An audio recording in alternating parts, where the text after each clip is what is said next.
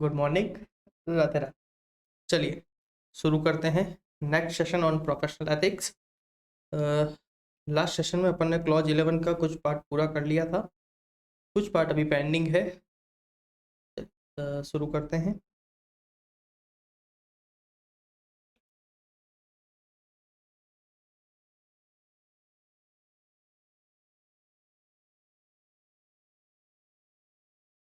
Okay, चलिए शुरू करते हैं। अपन फर्स्ट क्वेश्चन देखते हैं आज का। तो देखिए,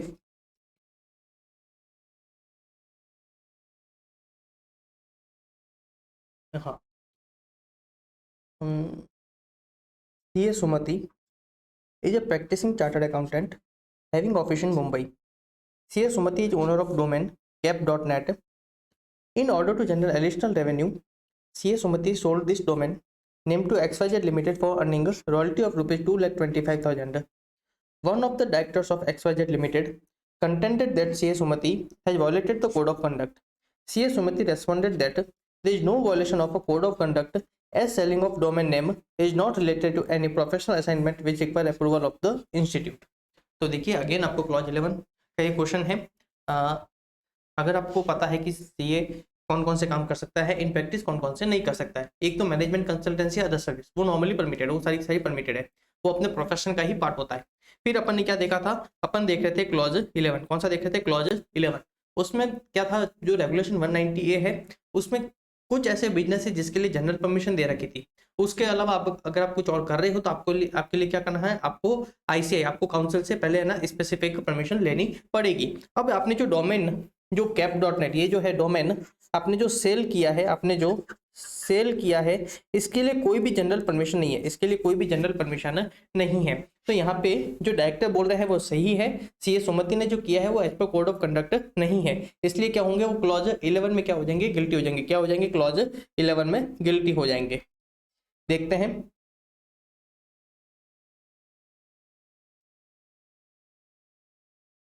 अब ध्यान रखना, एक चीज मैं आपको फिर बता देता हूँ, इंस्टीट्यूट ने कहीं कहीं पे शेड्यूल 1 लिखा है, कहीं कहीं पे इंस्टीट्यूट ने आंसर में शेड्यूल 1 लिखना है, आपको ऐसा कहीं नहीं लिखना है। जब आप आंसर दे रहे हो, जो मैंने आपको फॉर्मेट बताया है, क्लॉज 11 और पार्ट 1 ऑफ फर्स्ट शेड्यूल, हमेशा क्या लिखना है? First schedule. उसके अलावा कुछ नहीं लिखोगे, ना शेड्यूल 1 लिखोगे, ना 1 शेड्यूल लिखोगे, कुछ भी नहीं लिखोगे, राइट। देखिए सबसे पहले उन्होंने क्या किया, क्लॉज 11 को बताया कि क्लॉज 11 की वर्डिंग्स क्या है। फिर इन्होंने रेगुलेशन 190A का रेफरेंस दिया है कि जो cap.net आपने जो डोमेन सेल किया है वो जनरली परमिटेड नहीं है, right.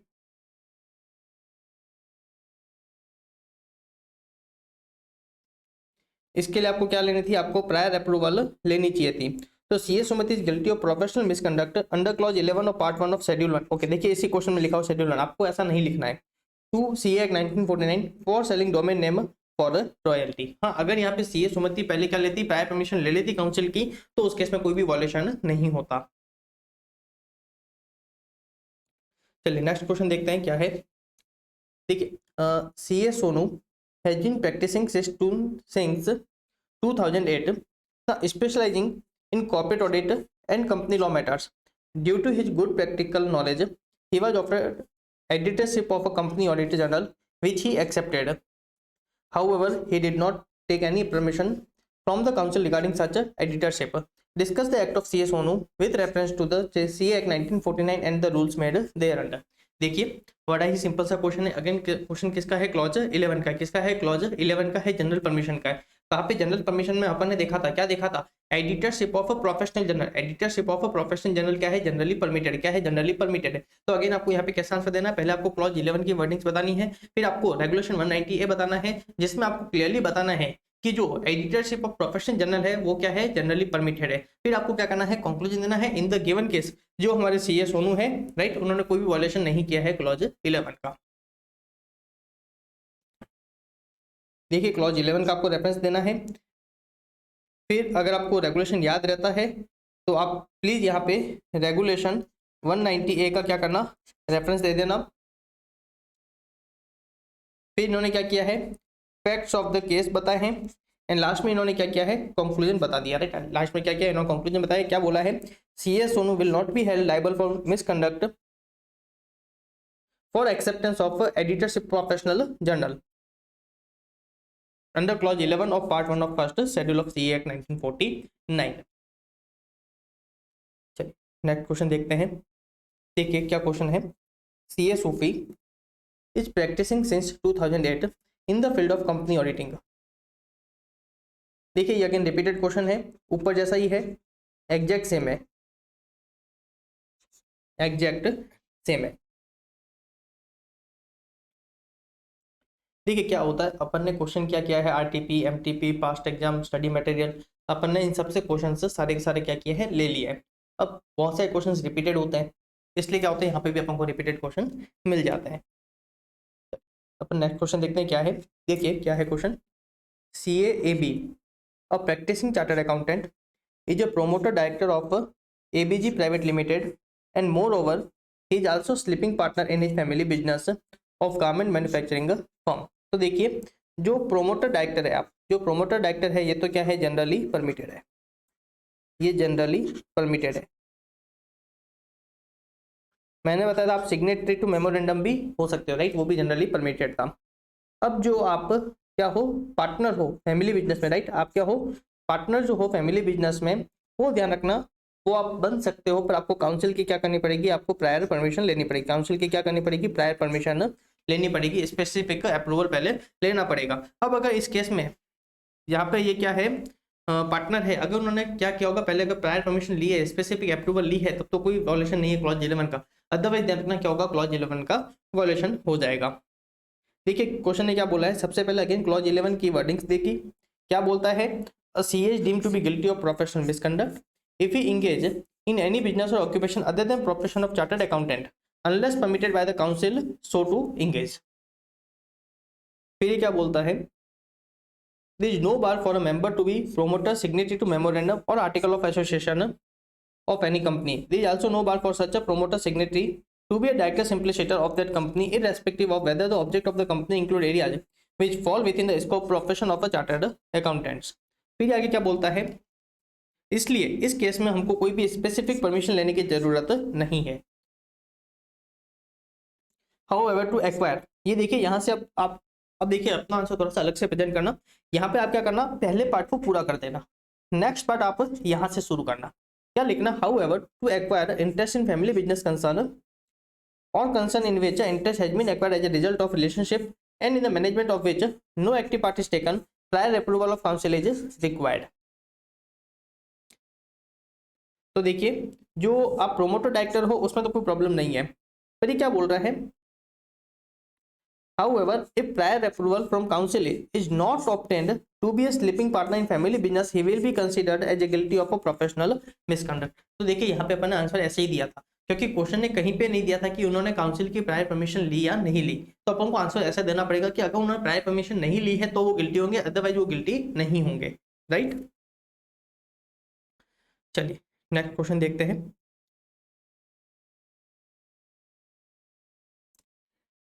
SS Limited is a partly owned subsidiary of Messrs HH Limited। Okay, SS क्या है, सब्सिडरी है, और HH क्या है, होल्डिंग है। HH क्या है, होल्डिंग।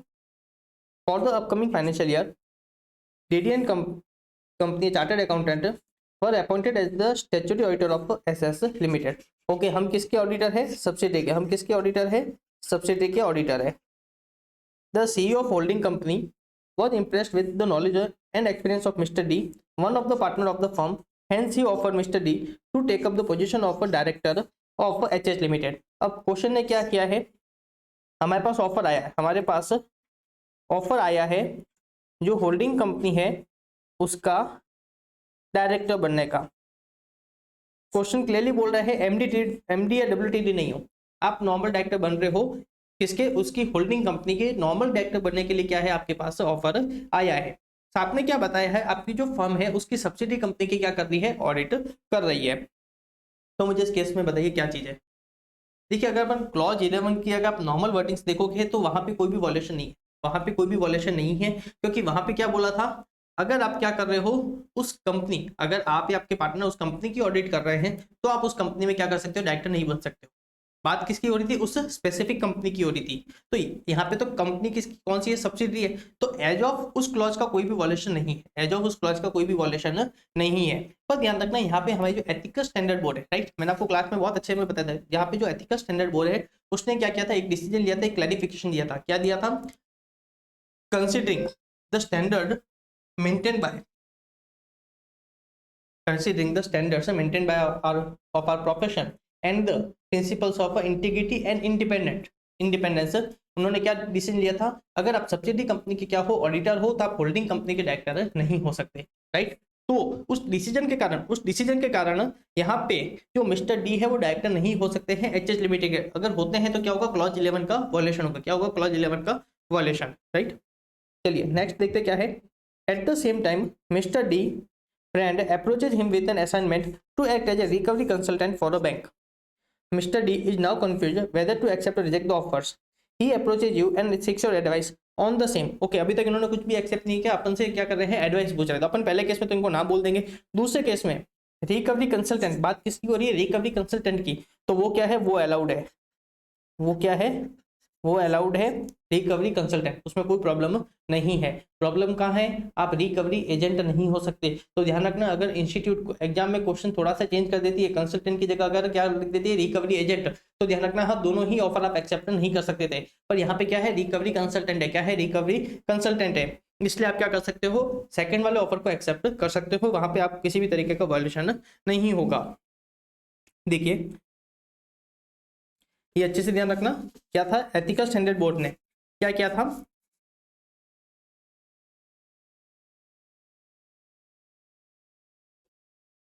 देखिए एथिकल स्टैंडर्ड बोर्ड ने एक क्या किया, एक क्लैरिफिकेशन दिया, क्या कि auditor of the subsidy company can not be director of a holding company as it will affect the independence of the auditor. Okay, मैंने आपको यही बोला था, जो हमारे एक तो जो स्टैंडर्ड हम मेंटेन करते हैं for our profession and the principle related to integrity and the independence, right, उनको कंसीडर करते हुए क्या था, ये एथिकल स्टैंडर्ड बोर्ड ने क्या किया था, डिसीजन लिया था। However the council has granted general permission to the member to engage in certain specific occupation. In respect of all other occupation, specific permission of institute is necessary. Acting as a recovery consultant in the banking sector is covered under general permission, right? ये मैंने आपको ये वाला point, management consultancy जो other service है, मैंने आपको ये चीज वहां पे भी बताई थी, right. No, in the given situation, अब ये देखिए आपने इन्होंने क्या क्या है, फैक्ट्स ऑफ द केस बताए हैं, ये भी आपको एग्जाम में जरूर बताने चाहिए, फैक्ट्स ऑफ द केस। और लास्ट में आपको क्या करना चाहिए, कंक्लूजन बताना चाहिए। आप आंसर अपने किसी भी फॉर्मेट में दे सकते हो, पहले आप लॉ बता दो, फिर आप क्या करना, फैक्ट ऑफ द केस, बाद में कंक्लूजन, या फिर पहले क्या बताओ, फैक्ट ऑफ द केस, फिर उस पर रेलेवेंट प्रोविजन क्या बोलता है, बाद में कंक्लूजन, राइट। कंक्लूजन क्या होगा, आप as a director offer accept नहीं कर सकते, पर रिकवरी कंसल्टेंट होने में कोई प्रॉब्लम नहीं है, राइट, आप रिकवरी कंसल्टेंट हो सकते हो।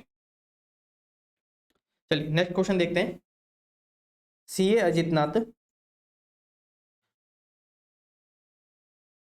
is a special executive magistrate. He also took over the executive chairman of a software company on 1/4/2022.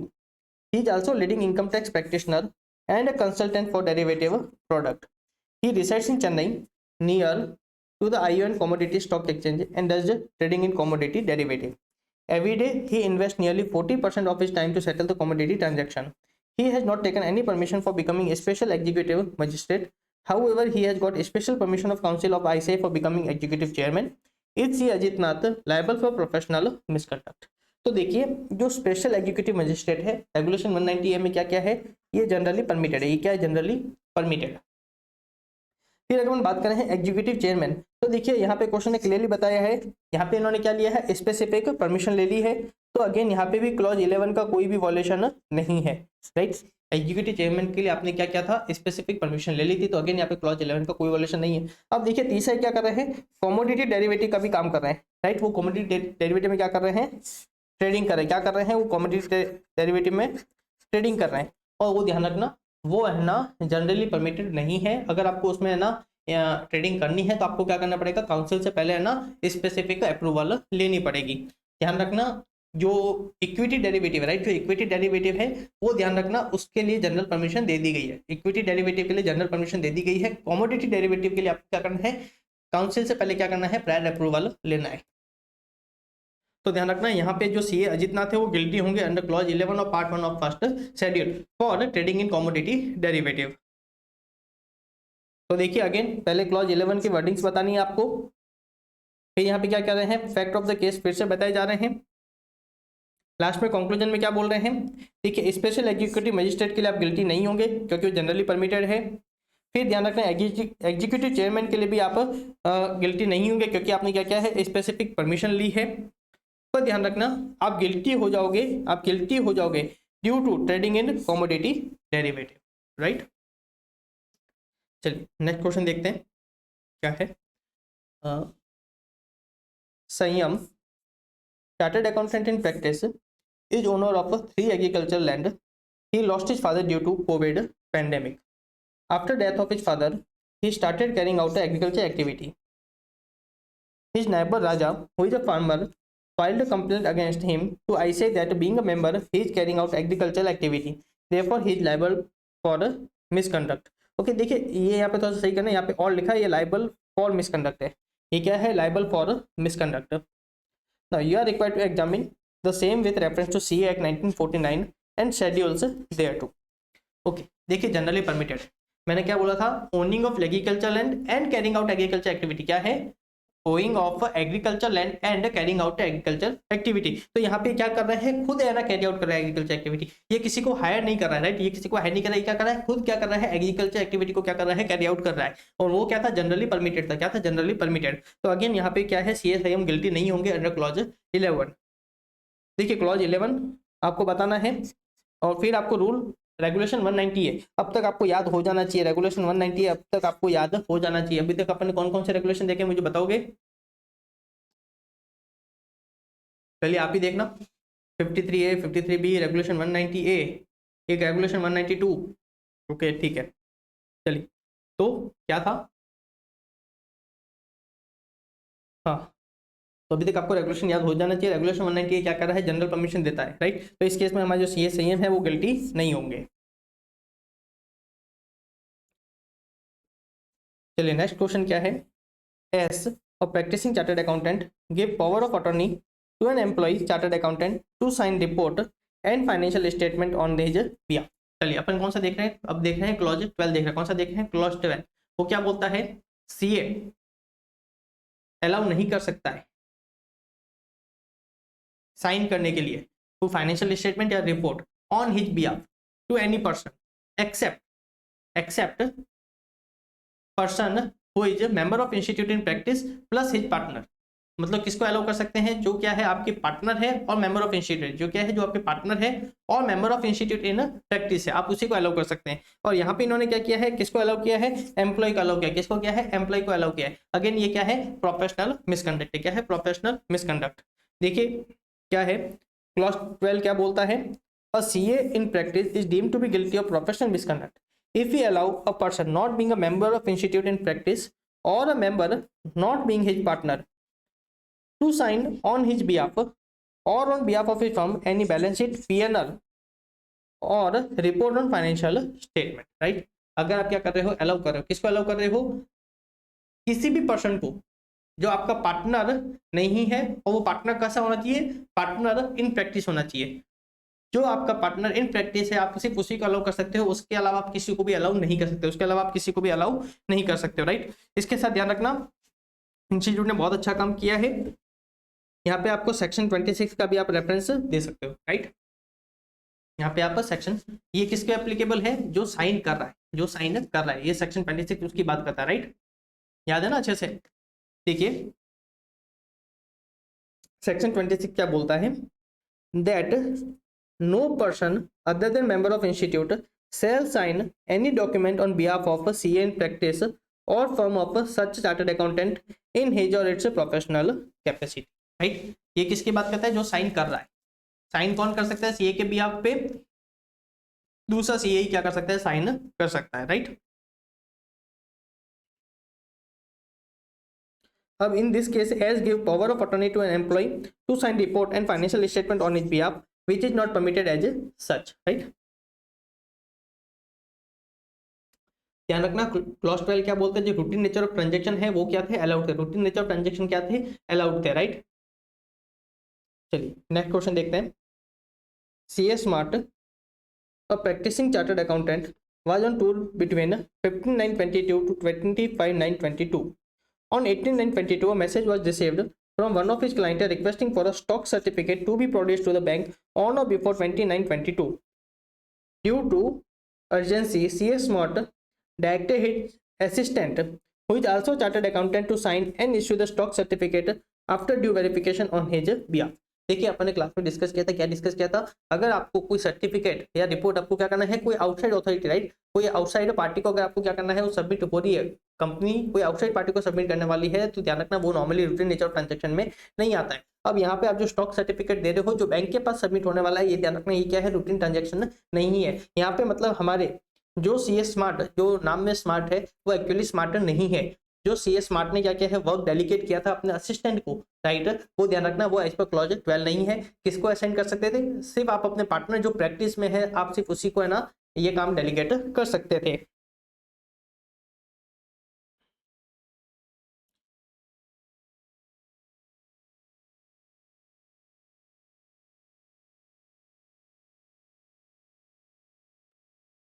देखिए क्या बोलता है, not being his partner to sign on his behalf और behalf of his firm any balance sheet, PNL और report on financial statement,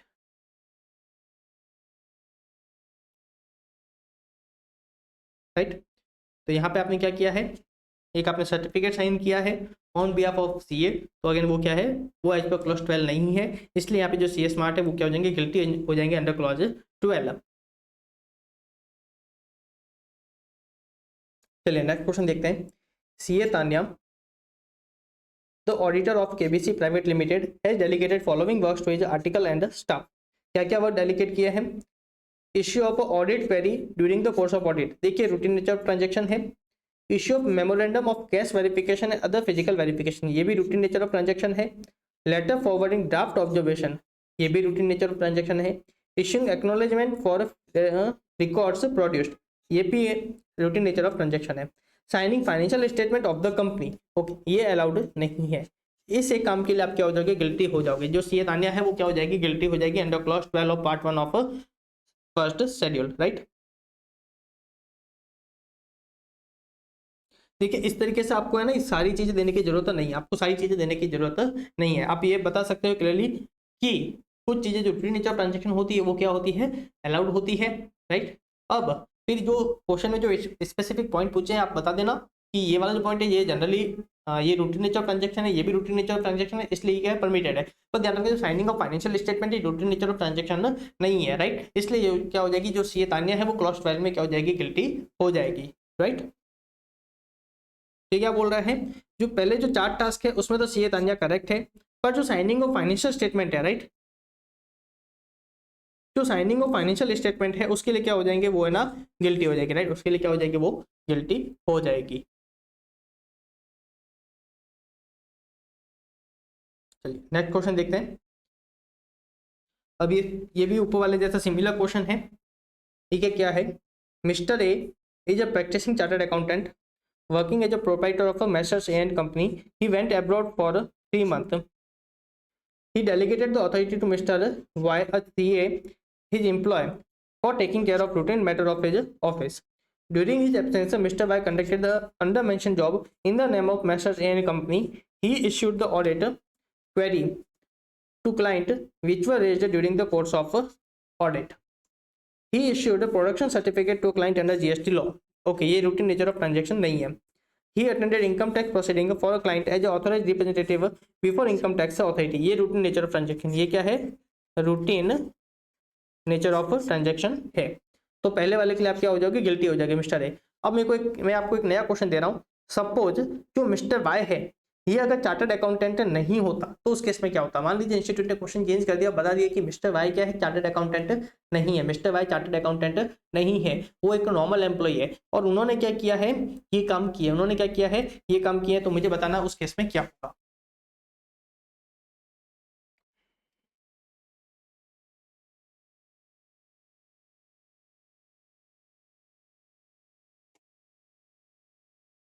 तो देखिए यहाँ पे कंक्लूजन अपन देख रहे हैं। देखिए जो ऑडिट क्वेरी जो इशू हो रही है वो है ना डेलीगेट हो सकती है। जो प्रोडक्शन सर्टिफिकेट दिया जा रहा है अंडर जीएसटी लॉ वो रूटीन नेचर ट्रांजैक्शन नहीं है, इसलिए क्या हो जाएगा आप क्लॉज 12 में वो प्रोफेशनल मिसकंडक्ट हो जाएगा, इसलिए आप क्या हो जाओगे गिल्टी हो जाओगे। जो आप इनकम टैक्स प्रोसीडिंग अटेंड कर रहे हो as a authorize representative before income tax authority वो रूटीन नेचर में आता है, राइट, इसलिए उस केस में कोई भी मिसकंडक्ट नहीं है। ये देखिए ये भी सिमिलर क्वेश्चन है ऊपर जैसा जो पहले। अब अपन नेक्स्ट क्वेश्चन देख रहे हैं मिस्टर के वाला, सिमिलर क्वेश्चन है। देखिए आप इसमें जो नेटवर्थ सर्टिफिकेट जो इशू होगा, देखिए डेलीगेट किसको हो रहा है, मिस्टर वाई और चार्टर्ड अकाउंटेंट को, जो क्या है एम्प्लॉय। उसने क्या किया, एक तो नेटवर्थ सर्टिफिकेट दिया है जो अलाउड नहीं है, जो अलाउड नहीं है। दूसरा उसने क्या किया है, जीएसटी प्रोसीडिंग अटेंड करी है as a authorize representative before GST authority, ये अलाउड है, ये रूटीन वर्क में आएगा। तो देखिए सिमिलर क्वेश्चन है, ये है ना ऊपर वाले का सिमिलर क्वेश्चन है, आप छोड़ सकते हो।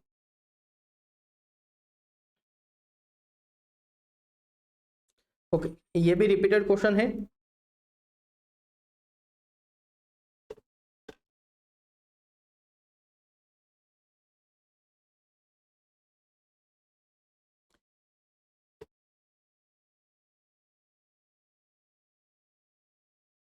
ये भी रिपीटेड क्वेश्चन है। देखिए अपन ने बहुत सारे क्वेश्चन देख लिए, मैंने आपको जो क्लास में जो नोट्स दिए हैं, आपने जो बुक प्रोवाइड करी है उसके अंदर अपने जो पॉइंट्स ऐड किए हैं, उसके अलावा और कोई भी पॉइंट इंस्टीट्यूट ने अभी तक ऐड नहीं किए हैं, राइट। तो अगर आप वो पॉइंट देख लोगे उसमें जो अपन ने बताया जो जो रूटीन नेचर रूटीन वर्क में आ रहे हैं, इंस्टीट्यूट उसी को उसी एग्जाम्पल को क्या कर रही है, क्वेश्चन में पूछ रही है।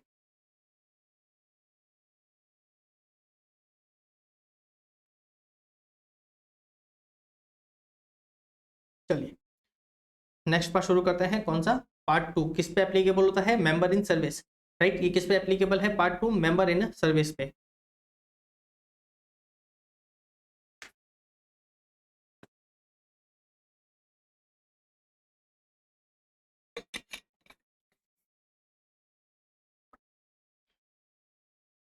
चलिए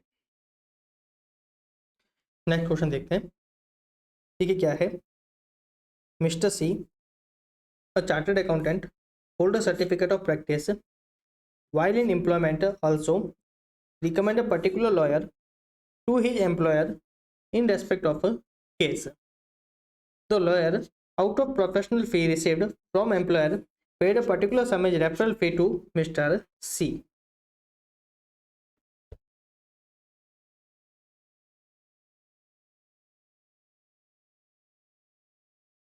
देखिए क्वेश्चन थोड़ा सा क्लियर नहीं है कि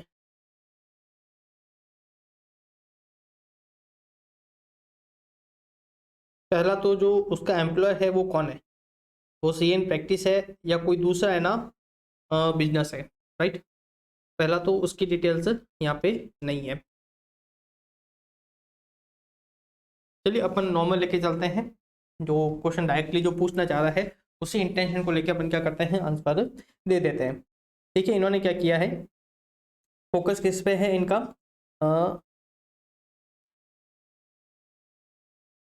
सी ए मिस्टर, एक सी ए है मिस्टर सी।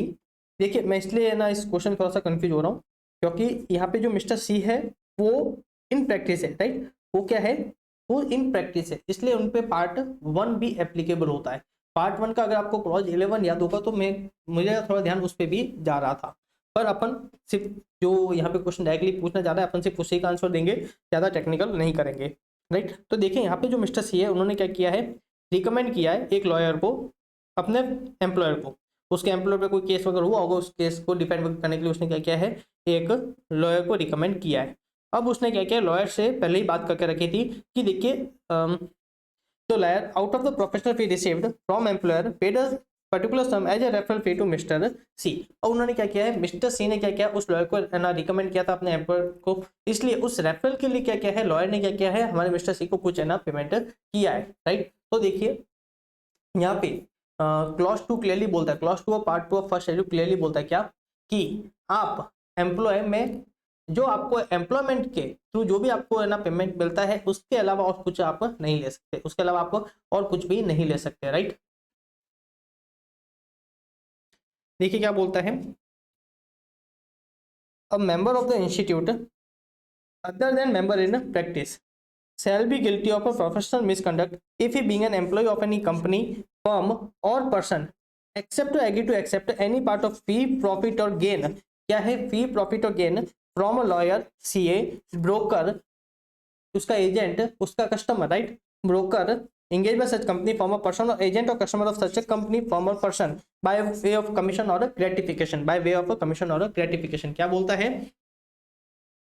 सीए? किसकी बात हो रही है? जो सर्विस में है, जो कौन है, जो सर्विस में है, क्या कर सकते हो आप किसी से भी, वेदर एज ए कमीशन और ग्रेटिफिकेशन, आप रेफरल फी या फिर कोई और फी आप नहीं ले सकते हो, राइट।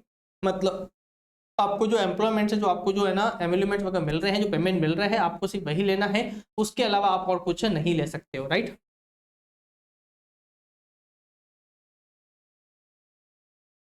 देखिए, mister C guilty of a professional misconduct by virtue of clause 2 of part 2 of a first schedule for accepting a referral fee from the lawyer of his employer.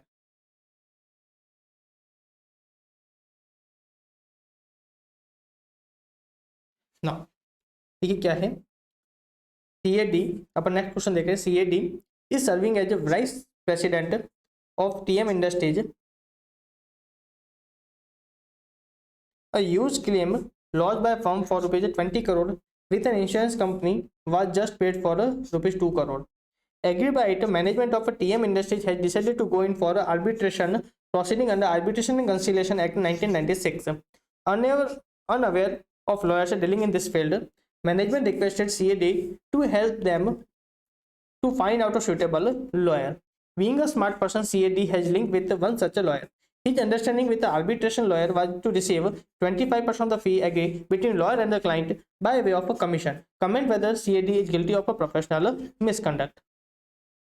Okay, देखिए क्या हुआ है, एक कंपनी है TM industries करके, एक firm है TM industries करके, उन्होंने क्या किया था, इंश्योरेंस कंपनी के पास एक क्लेम लॉज फाइल किया होगा, एक क्लेम लॉज किया होगा, राइट।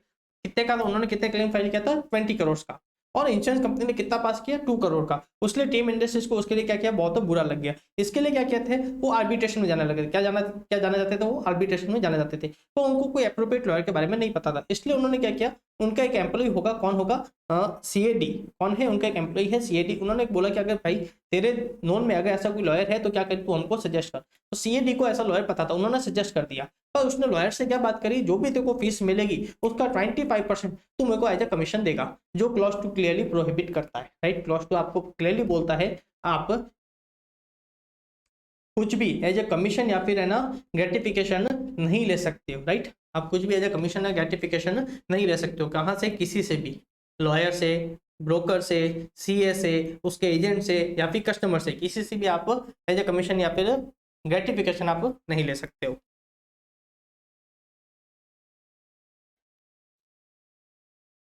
इसलिए यहाँ पे क्या हो जाएंगे, CAD गिल्टी हो जाएंगे। वो कोई भी स्मार्ट नहीं था, बेचारा गिल्टी हो गया। Now next question, mister C, a chartered accountant employed as a senior executive in charge of tax in a company and not holding a certificate of practice, recommend a particular lawyer to his employer in respect of case the lawyer out of professional fee received from the employer of Mr. C paid a particular sum as a referral fee to Mr. Okay, repeated question है ये, again repeated question है। चलिए next देखते हैं, कौन सा शुरू हो गया है, पार्ट 3। कौन सा शुरू हो गया है, पार्ट 3। कौन सा है, प्रोफेशनल मिसकंडक्ट, राइट। दोनों के लिए, whether you are chartered accountant in practice और in service, right. Professional misconduct in relation to members generally. चलिए इसका पहला क्वेश्चन देखते हैं क्या है। Mister G, while applying for a certificate of practice, did not fill in the column which solicited information about his engagement in other occupation or business while he was indeed engaged in a business। देखिए clause 2 क्या बोलता है, अगर आप क्या करते हो, required information send नहीं करते हो, राइट। जो इन्फॉर्मेशन आपसे क्या कर रही है, काउंसिल मांग रही है या फिर अथॉरिटी मांग रही है, अगर आप वो इन्फॉर्मेशन सबमिट नहीं करते हो तो आप क्या हो जाएगा, clause 2 of part 3 of first schedule में आप क्या हो जाओगे, गिल्टी हो जाओगे। देखिए मैंने आपको फिर बताया, मैं नॉर्मली आपको टेक्निक नहीं बताता हूँ, पर यहाँ पे अपने एक टेक्निक देखी थी। क्या था, बोर्ड ने कहा CID डिसिप्लिन की क्वालिटी चेक करनी है।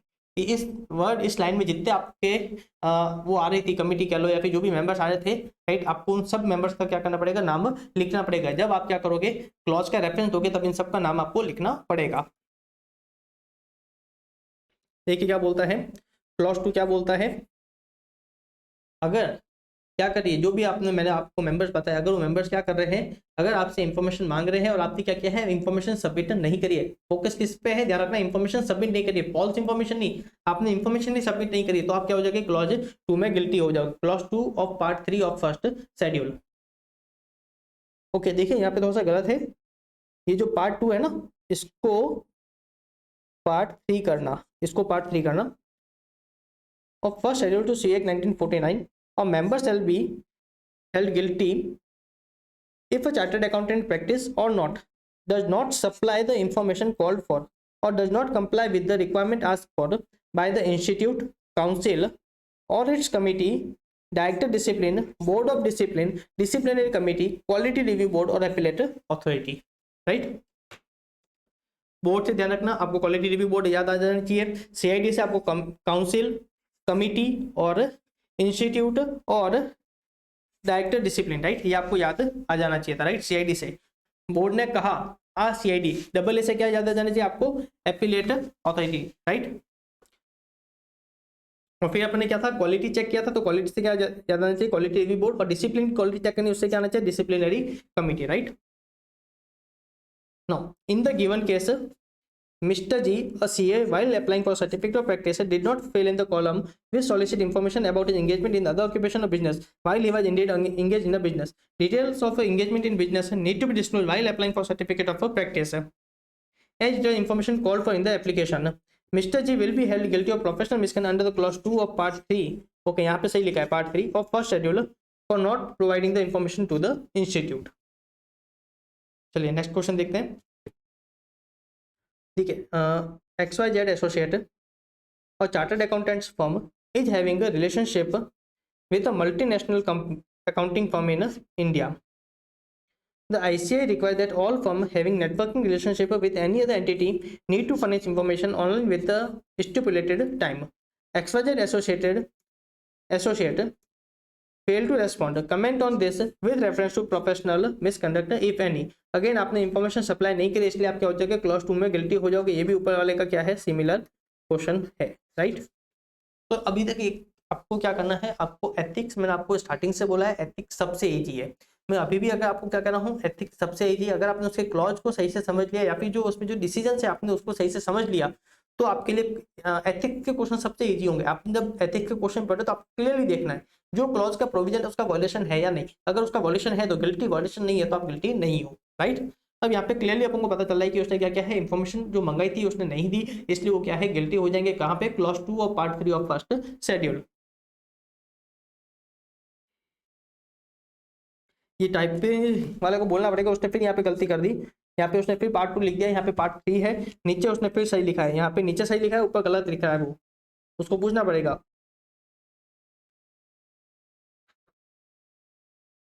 देखिए अगेन सिमिलर क्वेश्चन है, तो आप देख लेना ये वाला क्वेश्चन, क्योंकि यहाँ पे इंफॉर्मेशन जो मंगाई थी उन्होंने सबमिट नहीं करी, इसलिए क्या हो जाओगे, गिल्टी हो जाओगे। अब ध्यान रखना, मैंने आपको इसे एक और क्लॉज लिंक कराया था, कौन सा, अगर आपने क्या किया है, आईसीआई को अगर आप क्या कर रहे हो, इन्फॉर्मेशन सबमिट नहीं कर रहे हो, आईसीआई को इन्फॉर्मेशन सबमिट नहीं कर रहे हो, तो क्या हो जाओगे, आप प्रोफेशनल मिसकंडक्ट में आ जाओगे। अगर आईसीआई के अलावा कोई दूसरी पब्लिक अथॉरिटी वगैरह है, अगर आप उसको इन्फॉर्मेशन सप्लाई नहीं कर रहे हो, तो ध्यान रखना वो भी क्या हो जाएगा, अदर मिसकंडक्ट में आएगा। कहाँ पे आएगा, अदर मिसकंडक्ट में आएगा। चलिए नेक्स्ट क्वेश्चन देखते हैं। Mister Shanti, a chartered accountant employed as a paid assistant with a CA firm, leaves the service of the firm on 31st December 2021. Despite many reminders from ICI, he fails to reply regarding the date of leaving the service of the firm. Comment with reference to CA Act 1949 and schedules thereto. तो देखिए यहाँ पे आपको फिर से मैं आपको बता रहा हूँ आंसर किस तरीके से देना है। सबसे पहले आप क्या करोगे, क्लॉज 3 को एक्सप्लेन करना है। क्या करना है आपको, क्लॉज 3 को एक्सप्लेन करना है अच्छे से, राइट। सॉरी क्लॉज 3, अब मेरे को कंफ्यूज कर दिया इसने।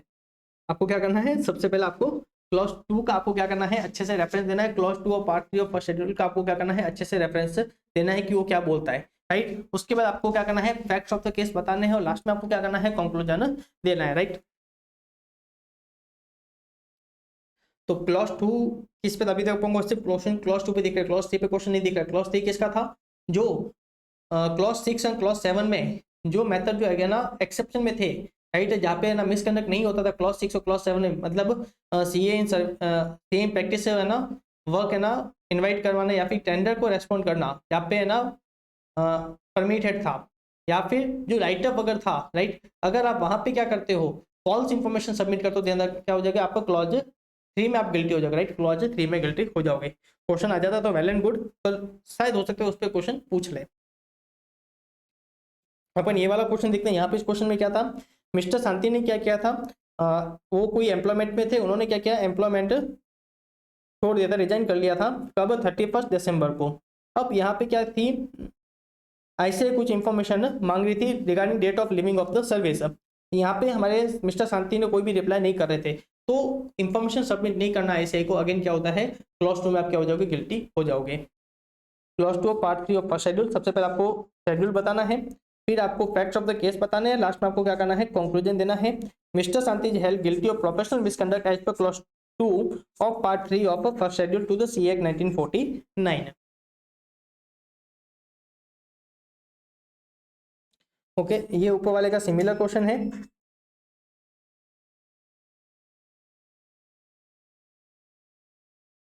वैसे मैं आपको बता देता हूँ, बोर्ड ने कहा सीआईडी डिसिप्लिन की क्वालिटी चेक करनी है। क्या बोला था बोर्ड ने, कहा सीआईडी डिसिप्लिन की क्वालिटी चेक करनी है। चलिए नेक्स्ट क्वेश्चन देखते हैं next question.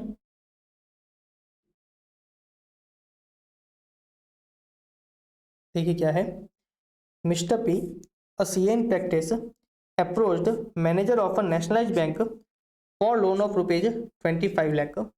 He has also informed the manager that if the loan is sanctioned, the income tax return of the manager and staff will be filed without charging any fees as a quid pro quo for the loan sanctioned. ऐसे technical word आपको ध्यान में रखने की जरूरत नहीं है, ये क्विड प्रो क्यो कुछ नहीं है, ये सिंपल सा है कि आप मुझे एक सर्विस दीजिए, इसके बदले मैं आपको क्या कर रहा हूँ, एक सर्विस दे रहा हूँ। तो देखिए ये जो लोन पास करने का तरीका है ये सही नहीं है, राइट। अपन साफ तो मैंने अपने क्लास में बताया था, कोई method for sanction of loan is not permitted for CA, right, वो आपके लिए परमिटेड नहीं है, वेदर यू इन प्रैक्टिस और इन सर्विस, राइट। ध्यान रखना ये क्लॉज 2 में जो अदर मिसकंडक्ट है ये उसमें कवर होता है, right. Clause 2 of part 1 of clause 2 of part 4 of first schedule, right, clause 2 of part 4 of first schedule में आप क्या हो जाओगे, गिल्टी हो जाओगे।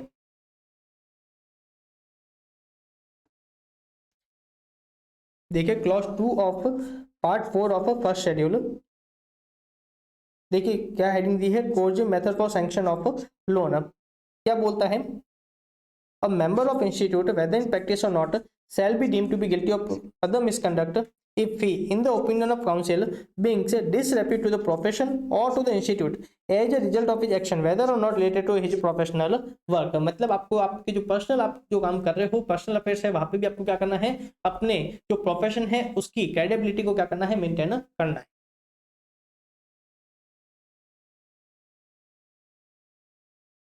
देखिए CA in practice offering free service in return to sanction of loan brings disrepute to the profession of a chartered accountant, right. इसलिए आप क्या हो जाओगे, clause 2 of part 4 of first schedule में आप क्या हो जाओगे, गिल्टी हो जाओगे।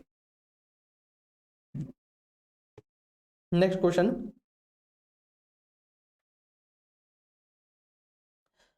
देखिए YKS and company property firm of CA was appointed as a concurrent auditor of bank. Vaikeas the proprietor used his influence to get a loan and thereafter failed to repay the loan. Okay देखिए ये भी ऊपर जैसा repeated है, यहाँ पे एक तो आपने क्या किया है, अपना इन्फ्लुएंस यूज किया, positive method of sanctioning of a loan जो आपको क्लियरली अलाउड नहीं है, परमिटेड नहीं है, राइट। साथ में आपने क्या किया है, लोन को रिपेमेंट में भी आपने क्या किया है, फेल हो गए, आपने उसका रिपेमेंट भी सही से नहीं किया, तो अगेन आपने क्या किया है, बहुत सारे वॉल्यूशन कर लिए हैं, इसलिए आप क्या हो जाओगे, again clause 2 of part 4 of first schedule में आप क्या हो जाओगे, गिल्टी हो जाओगे।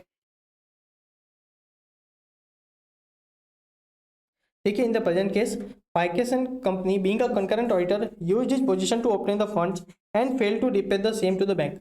This brings a disrepute to the profession of CA. This act of वाईकेएस company is not pardonable. आपको ऐसे वर्ड यूज करने की जरूरत नहीं है, आप सिंपल भी लिखोगे तब भी चलेगा।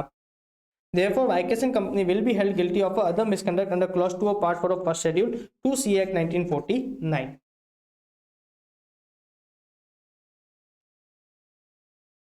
चलिए नेक्स्ट क्वेश्चन देखते हैं. Mr. A, a practicing CA, failed to return the books of account and other document of a client despite many reminders from the client. The client had settled his entire fees dues also. Okay देखिए ये भी किसका है, ये भी question किसका है, other misconduct का है. किसका है, अदर मिसकंडक्ट का. इसमें क्या था, हमारे जो सीए है उन्होंने क्लाइंट के या कुछ भी काम किया होगा, उसके जो बुक्स ऑफ अकाउंट्स है वो क्या कर रहा है, उसको वापस से रिटर्न नहीं कर रहा है. Even after many reminders from the client, client ने बहुत बार उसको बोल दिया कि आप हमारी बुक को रिटर्न करिए, फिर भी क्या कर रहा है, सीए रिटर्न नहीं कर रहा है.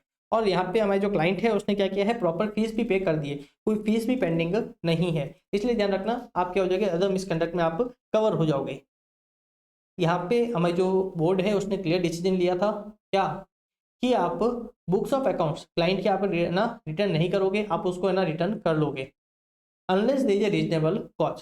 पर ध्यान रखना रीजनेबल कॉज में पहले हम एग्जांपल देते थे फीस का, अगर फीस पेंडिंग है तो आप बुक्स रख सकते हो. पर इस पर भी एक क्लैरिफिकेशन आया था कि आप फीस अगर पेंडिंग है तो उस केस में भी आप क्या करिए, कुछ अदर एक्शंस ले लीजिए, लीगल एक्शन वगैरह ले लीजिए, पर क्लाइंट की बुक्स को अपने पास रखना वो उस केस में भी वैलिड नहीं है. राइट, तो ध्यान रखना या तो फीस भी पे कर रही है तो उस केस में अगर आप बुक्स ऑफ अकाउंट रख रहे हो तो ध्यान रखना आप क्या हो जाओगे, अदर मिसकंडक्ट में कवर हो जाओगे. देखिए, member may be found guilty of other misconduct as per clause 2 if he return the books of account and documents of a client and fail to return this to the client on request without a reasonable cause. अब reasonable cause में पहले fees का example देते थे, वो भी नहीं देते हैं. In the given case mister A fail to return the books of accounts and other documents of his client without any reasonable cause. Therefore, Mr. A would be held guilty under for other misconduct under Clause 2 of Part 4 of the first schedule and liable for disciplinary action under Section 21.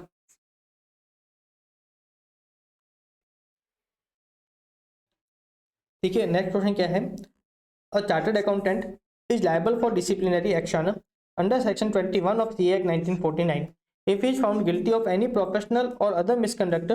Explain the meaning of other misconduct with the help of a two illustrative example. Okay, अभी तक अपन ने बहुत सारे देख लिया already, example अपन ने काफी सारे देख लिया, मैंने आपको कुछ वर्बली भी बता दिए. राइट, अभी अपन ने जो लोन वाले जो अपन एग्जांपल देख रहे हैं, राइट, वो सब क्या है, अदर मिसकंडक्ट है. वो सब क्या है, अदर मिसकंडक्ट है. साथ में मैंने आपको बता दिया था जब मैंने पहले एग्जांपल दिया था, अगर पब्लिक अथॉरिटी आपसे कोई ना इन्फॉर्मेशन मांग रही है, आप इन्फॉर्मेशन नहीं देते हो तो अगेन वो भी क्या होती है, अदर मिसकंडक्ट. एक अपन सबसे जो बेसिक जो हमेशा अपन को याद रहता है क्या, अगर आप आर्टिकल को क्या कर रहे हो, पर्सनल काम के लिए आप क्या कर रहे हो, उसको यूज कर रहे हो. राइट, पर्सनल काम के लिए आप उसको यूज कर रहे हो तो वो भी क्या हो जाता है, अदर मिसकंडक्ट. फिर आपको ध्यान रखना दोनों का रेफरेंस देना है कि पहला तो क्या देना है, पार्ट 4 ऑफ फर्स्ट शेड्यूल. ध्यान रखना किसको डील करता है, अदर मिसकंडक्ट को. साथ में ध्यान रखना जो पार्ट 3 ऑफ सेकंड शेड्यूल है वो भी क्या करता है, अदर मिसकंडक्ट को डील करता है. देखिए इंस्टीट्यूट ने क्या दिया है, देखिए इंस्टीट्यूट ने सबसे पहले पार्ट 4 ऑफ फर्स्ट शेड्यूल का बताया, रेफरेंस दिया है कि उसमें गिल्टी होते तो आप क्या हो जाते हैं, अदर मिसकंडक्ट. फिर पार्ट 4 के दोनों क्लॉज को बताया है कि अगर ये दोनों में अगर आप कवर होते तो किस में कवर होते हैं, अदर मिसकंडक्ट में. फिर ध्यान रखना पार्ट 3 ऑफ सेकंड शेड्यूल को भी बताया, पार्ट 3 ऑफ सेकंड शेड्यूल को भी बताया है, वो भी किससे डील करता है, अदर मिसकंडक्ट से डील करता है. उसमें क्या था, अगर आपको 6 महीने से ज्यादा, अगर आपको 6 महीने से ज्यादा सजा हुई है तो उस केस में आप क्या हो जाते हो, सेकंड शेड्यूल में कवर हो जाते हो. देखिए exceeding 6 month. Right,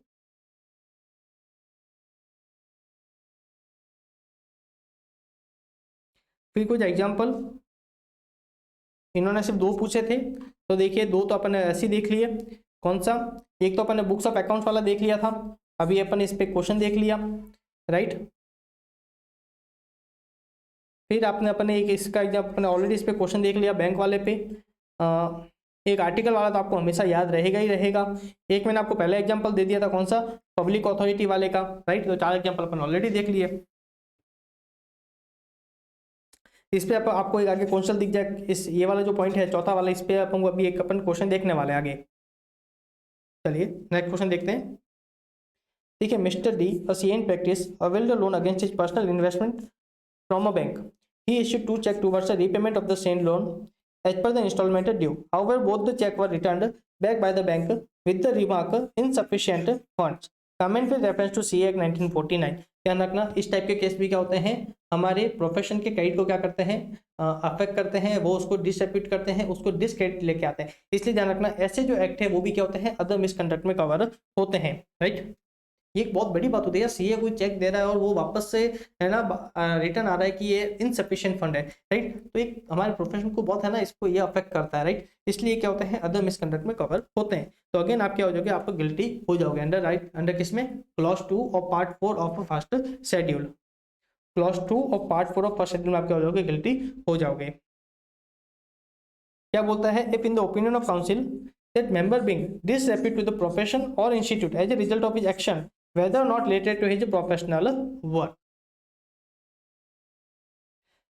The check was dishonored due to insufficiency of the fund. The drawer will be held guilty of offence under Negotiable Instrument Act 1881 and consequently he would be held guilty of other misconduct.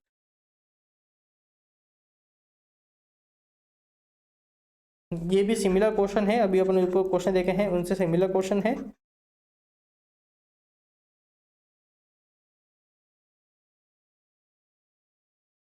ये मैंने आपको बोला अभी, जो अपन example देखा उसमें अपन question देखने वाले हैं। ठीक है, क्या है, mister R, a CA in practice, has been elected as a treasurer of a regional council of the institute. The regional council had organized an international tour through a tour operator during the year for its member. During the audit of the regional council, it was found that Mr. R had received a personal benefit of rupees 50,000 from the tour operator. Okay, मतलब क्या था, जो भी expense अगर होगा उससे क्या किया था, रीजनल काउंसिल जो है, जो आप जो रीजनल काउंसिल का आप जो ट्रेजर आप बने हो, आपने क्या क्या है उससे ज्यादा आपने बताए होंगे, राइट। आपने क्या क्या उससे ज्यादा बताए होंगे और आपने क्या क्या होगा, 50,000 का बेनिफिट लिया होगा। या फिर आपने टूर ऑपरेटर को बोला होगा, भाई तेरा खर्चा 1 लाख का है, तू क्या करना, 1,50,000 का बताना, 50,000 क्या करना, तुम मुझे ट्रांसफर कर देना, राइट। तो ये ध्यान रखना, ये अगेन क्या होता है, अदर मिसकंडक्ट में कवर हो जाएगा।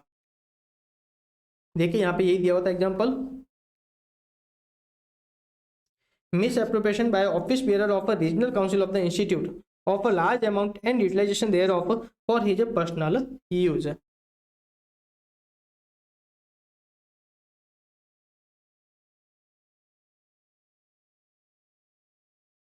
ठीक है, in the present case, Mr. R, treasurer of regional council, had received a personal benefit of rupees 50,000 from a tour operator who organized an international tour of a regional council. This brings a disrepute to the profession of a chartered accountant. Hence, he will be held guilty under clause 2 of part 4 of a first schedule of the CA Act 1949. चलिए next question देखते क्या है। Messrs. Prito, a CA, had an account with the bank. The normal balance in this account remained at a level below rupees 50,000. The bank inadvertently credited this account with a check of rupees 2,70,000 belonging to another account holder. When CA Prito come to know about this, she withdraw the amount of rupees 2,75,000 and close the bank account. After 1 year, the bank noticed the mistake and claimed 2,75,000 with interest. CA Prito contested this claim. Can the bank approach the Institute of Chartered Accountants of India for disciplinary action against CA Prito? Of course. देखिए आपको जो clause 2 है in relation to the other misconduct, वो clearly बोलता है कि आपको ऐसे कोई काम नहीं करना है जो आपके प्रोफेशन को क्या कर रहा है, डिसक्रेडिट कर रहा है या फिर डिसरेप्यूट कर रहा है, राइट। आपको एथिकल स्टैंडर्ड्स जो है, जो इंटीग्रिटी के रिलेटेड जो है ना, आपने जो स्टैंडर्ड्स मेंटेन किए, आपको अपनी पर्सनल जो अफेयर है वहां पे भी आपको क्या करना है, उनको मेंटेन करना है एज लॉन्ग एज पॉसिबल। अब यहाँ तो आपको क्लियरली बैंक को कम्युनिकेट करना चाहिए था कि यार आपने 2,70,000 आपने गलती से हमारे अकाउंट में क्या किया है, क्रेडिट किया है, राइट। जबकि आपने क्या किया है, उस पूरे पैसे को आपने विड्रॉ किया और अपने अकाउंट को बंद कर दिया। तो that is against the profession of CA, जो अपन जो स्टैंडर्ड मेंटेन कर रहे हैं उसके क्या है, अगेंस्ट है। इसलिए आप क्या हो जाओगे, अदर मिसकंडक्ट में कवर हो जाओगे। देखिए इसने जो एक्शन लिया है, that will bring disrepute to the profession, therefore Prito will be held guilty under clause 2 of part 4 of first schedule of CA Act 1949.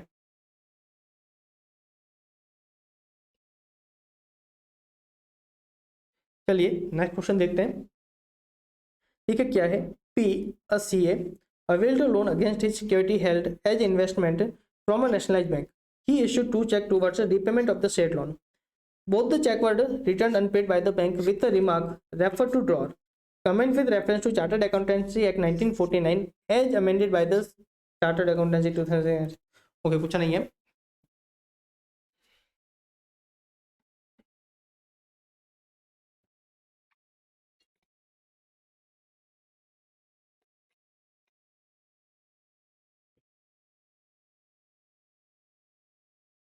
तो देखिए यहाँ पे क्या था, पेमेंट क्लियर नहीं हो पाया लोन का, और रिटर्न किस मार्क के साथ हुआ है, रेफर टू ड्रॉल।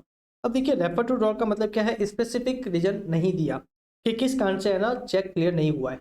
अब अगर चेक क्लियर नहीं हुआ है इनसफिशिएंसी ऑफ फंड के कारण, तो ध्यान रखना आप अदर मिसकंडक्ट में गिल्टी हो जाओगे। पर मान लीजिए काफी बार क्या होता है, साइन वगैरह कुछ गलत हो जाते हैं, उस कारण भी चेक क्लियर नहीं हो पाता है। अगर ऐसा कोई कारण है तो अदर मिसकंडक्ट में कवर नहीं होंगे। पर अगर इनसफिशिएंसी ऑफ फंड के कारण अगर क्लियर नहीं हुआ तो उस केस में आप क्या हो जाओगे, गिल्टी हो जाओगे। रेफर टू ड्रॉ का मतलब क्या है, यहाँ पे अभी तक क्लियरली रीजन क्लियर नहीं दिया था कि चेक किस लिए क्लियर नहीं हुआ है।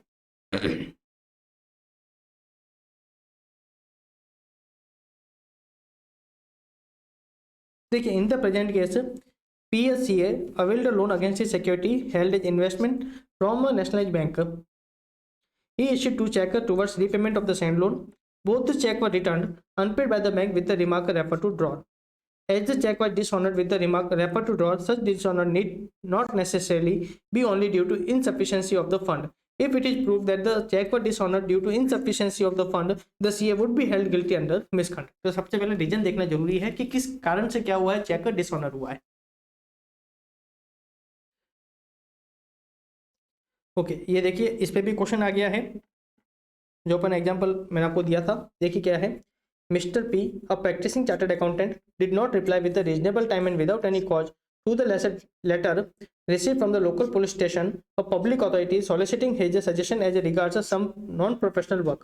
Comment with reference to CA Act 1949. देखिए पुलिस वाले हमसे कोई इन्फॉर्मेशन मांग रहे हैं जो हम इन्फॉर्मेशन उसको सप्लाई नहीं कर रहे हैं। अगर ऐसे को सप्लाई नहीं करते हैं तो पार्ट 3 वो प्रोफेशनल मिसकंडक्ट हो जाता है। अगर हम उसके अलावा कोई दूसरी पब्लिक अथॉरिटी को हम क्या कर रहे हैं, अगर इन्फॉर्मेशन सप्लाई नहीं कर रहे हैं, यहाँ पे हमारी मॉरल ड्यूटी है उनको सप्लाई करनी, हमको करनी चाहिए थी, राइट। तो उस केस में आप क्या हो जाओगे, आप अदर मिसकंडक्ट में आप गिल्टी हो जाओगे, right. Mister P will be deem to be guilty of other misconduct. Again मैं आपको आंसर बता रहा हूं, आपको क्या करना है, सबसे पहले रेलेवेंट क्लॉज की वर्डिंग्स बतानी है, fact of the case and last में conclusion, simple.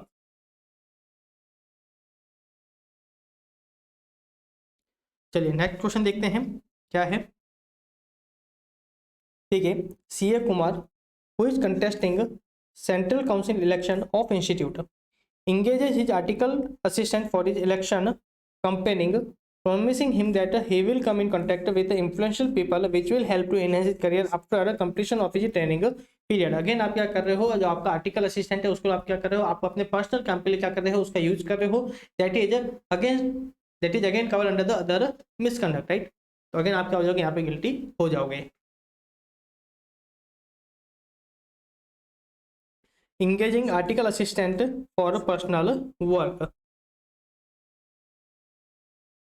In the given case, CA Kumar, who is contesting Central Council election of institute, engages his article assistant for his election campaigning, promising him that he will come in contact with influential people which will help to enhance his career after completion of his training period. CA Kumar would be held guilty of other misconduct under Part 4 of first schedule and liable for disciplinary action under Section 21. चलिए next शुरू करते हैं second schedule. कौन सा देख रहे हैं अपन, second schedule देख रहे हैं।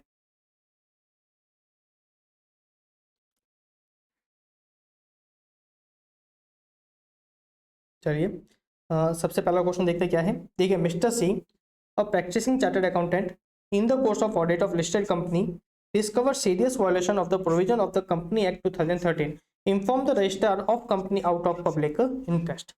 ओके देखिए हमारे जो मिस्टर सी है वो क्या है, लिस्टेड कंपनी के क्या है, ऑडिटर, क्या है, लिस्टेड कंपनी के ऑडिटर है। और उन्होंने क्या किया है, उनको कुछ सीरियस वायलेशन लगा, मतलब कुछ मान लीजिए कोई फ्रॉड वगैरह होगा, बराबर। और उन्होंने क्या किया, इस चीज को हमारे रजिस्टर ऑफ कंपनी को आउट ऑफ पब्लिक इंटरेस्ट उन्होंने कम्युनिकेट कर दिया। याद है कॉन्फिडेंशियलिटी वाला, जो भी आपको इंफॉर्मेशन ड्यूरिंग द एंगेजमेंट आपको मिलती है, आप क्या कर सकते, आप उसको किसी भी थर्ड पार्टी को आप है ना उसको डिस्क्लोजर नहीं करोगे अनलेस परमिटेड बाय क्लाइंट और रिक्वायर्ड बाय लॉ रेगुलेशन, या फिर आपकी वहाँ पे क्या है प्रोफेशनल ड्यूटी है, बराबर। तो वहाँ पे अलाउड, तो उसके अलावा आप क्या कर सकते हो, थर्ड पार्टी को इन्फॉर्मेशन डिस्क्लोजर नहीं कर सकते हो even after the completion of engagement, बराबर। अब यहाँ पे आपने जो रजिस्टर आरओसी को आपने जो है ना इन्फॉर्मेशन शेयर करी है, वहां पे आपकी कहीं पे भी प्रोफेशनल ड्यूटी या फिर लॉ एंड रेगुलेशन की रिक्वायरमेंट नहीं थी। फ्रॉड के केस में भी अगर फ्रॉड क्या है 1 करोड़ या उससे ज्यादा है, तब आपको सीजी को कम्युनिकेट करना होता है। किसको? सीजी को। आरओसी को कहीं पे भी बात नहीं होती है। तो यहाँ पे आपने जो आरओसी को कम्युनिकेट किया है, ये क्या है? वायलेशन है किसका? क्लॉज 1 और पार्ट 1 ऑफ सेकंड शेड्यूल। तो दूसरा एक और चीज, एक और चीज पे आपका मैं फोकस चाहूंगा। देखिए क्वेश्चन बड़ा सिंपल है, क्योंकि इन्होंने क्या आंसर क्या पूछा है? Give your comment with reference to C act 1949 and has schedule से डेट। अगर मान लीजिए ये लाइन नहीं होती, अगर ये लाइन नहीं होती, तो ध्यान रखना आपको जो स्टैंडर्ड्स ऑन ऑडिटिंग है आपको उसका भी रेफरेंस देना होता। एक तो एस ए 250 का consideration of law and regulation in an audit of financial statement, और दूसरा as per S A 705, right. अगर इसके कारण क्या है मटेरियल मिस्टेटेड होते तो हम क्या करते हैं? अपने ओपिनियन को मॉडिफाई करते हैं, बराबर। और दूसरा हमको क्या करना होता है? एस ए 250 से कंप्लाई करना होता है। देखिए इंस्टीट्यूट क्या कर रही है, इंस्टीट्यूट ने एक रेफरेंस दिया है क्लॉज 1 और पार्ट 1 ऑफ सेकंड शेड्यूल। एक और चीज मैंने आपको बताई थी, जब अपन ये क्लॉज देख रहे थे तब ध्यान रखना मैंने आपको क्लियरली चीज बोली थी, जब अपन फंडामेंटल प्रिंसिपल्स देख रहे थे वहां पे मैंने आपको कॉन्फिडेंशियलिटी को डिटेल में बताया था। तो सारे पॉइंट आपको क्या करना है, यहाँ पे भी आपको कंसिडर करने हैं। ठीक है, क्या बोलता है? A member in practice will be guilty of professional misconduct if he disclose information acquired in the course of his professional engagement to any person other than his client, so engaging him without the consent of his client or otherwise than as required by law for the timing in force। दूसरा 143(12) का reference दिया है जो fraud की बात करता है।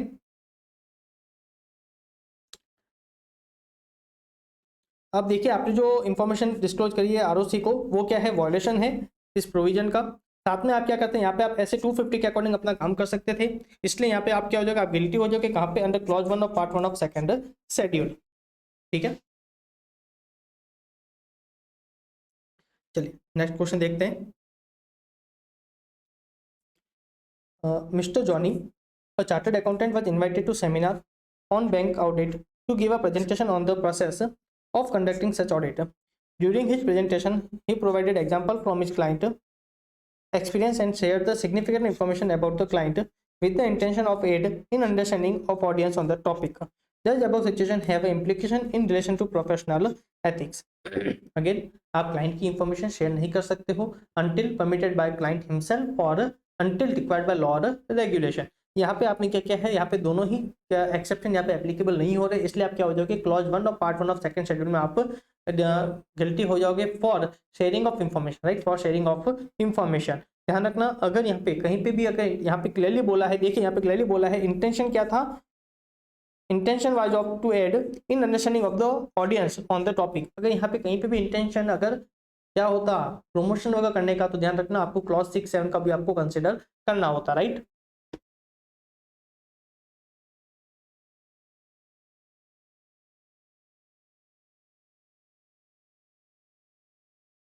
तो क्या आपने जो कंडक्ट किया है वो क्या है? ब्रीच है। तो code of ethic emphasize that this duty continues even after completion of the assignment. ये मैंने आपको बोला था, ध्यान रखना एग्जाम में क्वेश्चन आ सकता है कि आपका हो सकता है आपका असाइनमेंट पूरा हो चुका, आपका एंगेजमेंट पीरियड पूरा हो गया, उसके बाद आप इंफॉर्मेशन शेयर करो, ध्यान रखना वो भी अलाउड नहीं है। जब अपन ऐसे 210 करते थे तब भी मैंने आपको उसका रेफरेंस दिया था, कौन सा? पीयर रिव्यू वाला।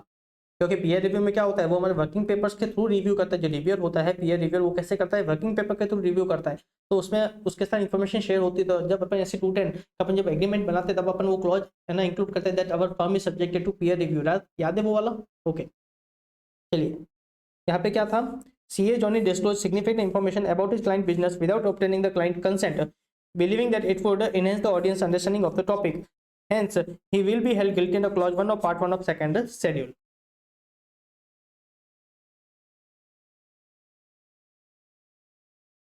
ओके, ये ऊपर वाले की जैसे का सिमिलर क्वेश्चन है, एक बार देख लेना।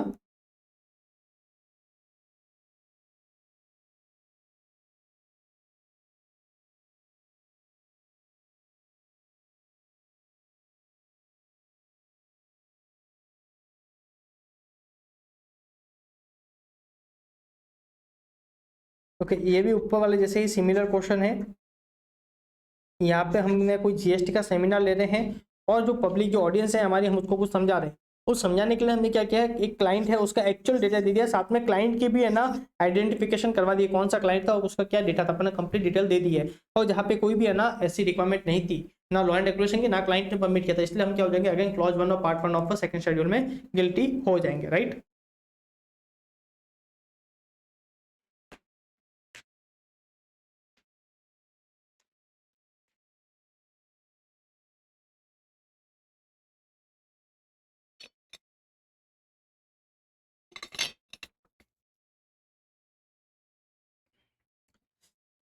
चलिए नेक्स्ट क्वेश्चन देखते हैं।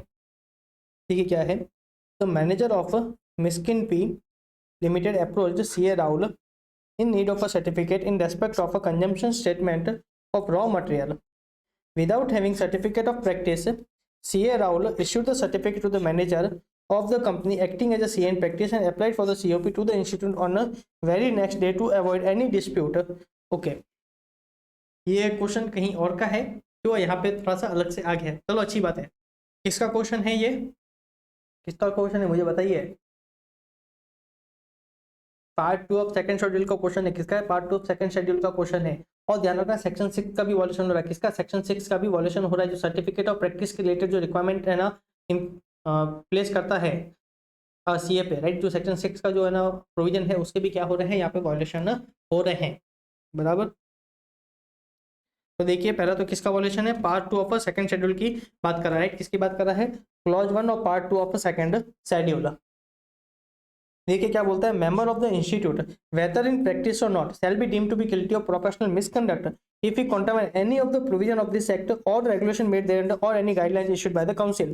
तो यहाँ पे क्या है, आपने सेक्शन 6 का वॉल्यूशन किया, क्या है, क्या किया आपने, सेक्शन 6 का वॉल्यूशन किया है, इसलिए आप क्या हो जाओगे, आप गिल्टी हो जाओगे, राइट। कहाँ पे, अंडर क्लॉज 1 और पार्ट 2 ऑफ सेकंड शेड्यूल। देखिए आपने क्या किया है, जो सेक्शन 6 है जो सीओपी से रिलेटेड जो प्रोविजन बताता है, आपने क्या किया है, उसका कॉन्ट्रावेन किया है, इसलिए आप क्या हो जाओगे, गिल्टी हो जाओगे अंडर क्लॉज 1 और पार्ट 2 ऑफ सेकंड शेड्यूल। नया क्वेश्चन है, एमटीपी अप्रैल 24 में ये क्वेश्चन पूछा गया था। चलिए नेक्स्ट क्वेश्चन देखते हैं, क्या है, देखिए Tiger limited has applied to a bank for a loan facility. The bank on studying the financial statement of the company notices some discrepancy in the books of company. Upon discussion with the auditor of the company, the bank manager requested for detailed information regarding a few items in the financial statement. The information is available in the working paper file of the auditor. What should be the response of the auditor in this regard? चलिए अभी देखिए ये question अच्छा है। अब देखिए यहाँ पे कहीं पे भी है ना क्वेश्चन नहीं बोला है कि आपको है ना सीए एक्ट 1949 के अकॉर्डिंग आंसर देना है, और यहाँ पे देखिए आप क्या हो, एक कंपनी के ऑडिटर हो, तो ध्यान रखना आपको भी यहाँ पे क्या करना है, स्टैंडर्ड्स ऑन ऑडिटिंग का भी रेफरेंस देना है, एक ऐसे 200 और एक ऐसे 230, क्योंकि बात किसकी हो रही है, वर्किंग पेपर की बात हो रही है, इसलिए ऐसे 230। ऐसे 230 क्या बताता है, वर्किंग पेपर पे राइट किसका होता है, ऑडिटर का होता है। वो क्या कर सकता है, उसका डिस्क्रिप्शन है, वो क्या कर सकता है, उसकी इंफॉर्मेशन शेयर कर सकता है, प्रोवाइडेड क्लाइंट की क्या है, परमिशन है या फिर रिक्वायर्ड बाय लॉ रेगुलेशन है, और उसको कंसीडर करना पड़ेगा, उसकी इंडिपेंडेंस क्या हो रही है, इफेक्टेड नहीं हो रही है, राइट। उसकी इंडिपेंडेंस क्या हो रही है, इफेक्ट नहीं हो रही है। तो पहला तो आपको 230 का रेफरेंस देना है, एक ऐसे 200 का भी रेफरेंस देना है, जो भी किसकी बात करती है, कॉन्फिडेंशियलिटी की बात करती है। याद है ऐसे 200 की सबसे पहली requirement compliance with ethical requirement वाली, याद है। तो वहां पे भी क्या होता है, जो ऐसे 200 भी क्या बोलता है, ऑडिटर को आपको क्या करनी है, कॉन्फिडेंशियलिटी मेंटेन करनी है। और फिर आपको क्या याद रखना, आपको क्या करना है, सी एक्ट 1949 क्लॉज 1 और पार्ट 1 ऑफ सेकंड शेड्यूल का रेफरेंस देना है, जो किसकी बात करता है, कॉन्फिडेंशियलिटी की। अब आप यहाँ पे इंफॉर्मेशन शेयर नहीं कर सकते हो बैंक के साथ, राइट, नहीं आपकी कोई ड्यूटी है और नहीं आप है ना रेस्पॉन्सिबल हो उसको है ना शेयर करने के लिए। हाँ, अगर आप क्लाइंट आपको परमिट करता है उसके साथ इंफॉर्मेशन डिस्क्लोज करने के लिए, तो उस केस में आप कर सकते हो, अदरवाइज नॉट परमिटेड। अगर आप उसके बाद भी करते हो तो आप क्या हो जाओगे, गिल्टी हो जाओगे, आप क्या हो जाओगे, गिल्टी हो जाओगे under clause 1 of part 1 of second schedule. देखिए एक क्लॉज 1 और पार्ट 1 सेकंड शेड्यूल का रेफरेंस दिया है, ऐसे 200 का रेफरेंस दिया है।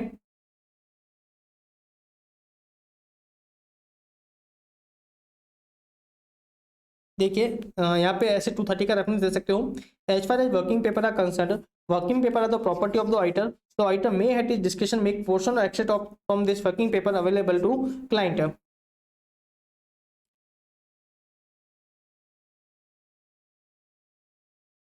तो इसके आगे की लाइन आपको ऐड करनी पड़ेगी, राइट।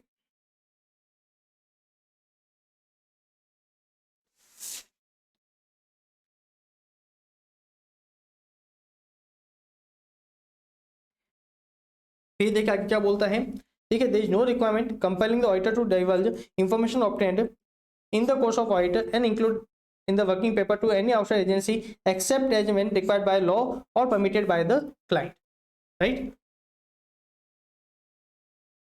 चलिए नेक्स्ट क्वेश्चन देखते हैं। देखिए SR and associate are the statutory auditor of ABC limited. Audit of the company pending for financial year 21-22 and 22-23 due to dispute between auditor and the company with respect to certain proposed remark by the auditor in the audit report for financial year 21-22. The company removed the auditor on 2/5/23 in shareholders meeting, complying with all legal formalities. SR and Associate, after coming to know about the removal, intimated ROC through letter highlighting the points of dispute, including non-existence of fixed asset, bogus character, etc. ABC Limited complained to ICI against SR and Associate for their above letter to ROC, comment with reference to CA Act 1949 and schedules thereto. Okay, बड़ा ही easy question है। देखिए क्या है, जो SR and associate है उन्होंने financial 21-22 की क्या थी, क्वालिफाइड रिपोर्ट इशू करी थी, राइट। वहां पे क्या किया था, क्वालिफाइड ओपिनियन दिया था, जो मैनेजमेंट को अच्छा नहीं लगा, इसलिए उन्होंने क्या किया, 21-22 की जो ऑडिट फीस थी वो पे नहीं करी। साथ में 22-23 डिस्प्यूट अभी भी चल रहा था, इसलिए उन्होंने क्या किया, 22-23 की भी उन्होंने ऑडिट फीस से उसको नहीं दी।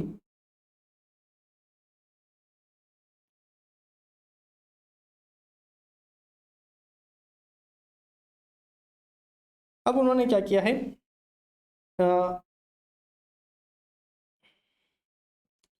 21-22 की तो ऑडिट दे दी, ऑडिट रिपोर्ट दे दी थी, 22-23 है, राइट।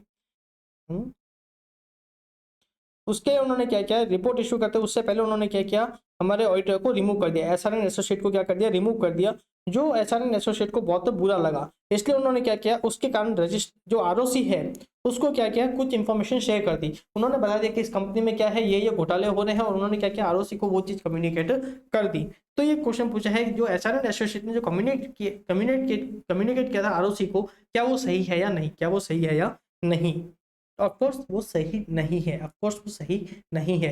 ध्यान रखना, मैंने आपको अभी कुछ देर पहले एग्जांपल दिया था, अगर आपकी एंगेजमेंट पूरी हो जाती है, राइट, अगर आपका एंगेजमेंट कंप्लीट हो जाता है तो जो कॉन्फिडेंशियलिटी की रिक्वायरमेंट है वो ध्यान रखना उसके बाद भी कंटिन्यू रहेगी, राइट। कॉन्फिडेंशियलिटी की जो रिक्वायरमेंट है उसके बाद भी कंटिन्यू रहेगी, अगर आपका एंगेजमेंट खत्म हो जाता है तब भी, राइट। तो यहाँ पे आपने जो इन्फॉर्मेशन शेयर करी है, ध्यान रखना अगेन आपने क्या किया है, clause 1 of part 1 of second schedule का आपने क्या किया है, वॉलेशन किया है।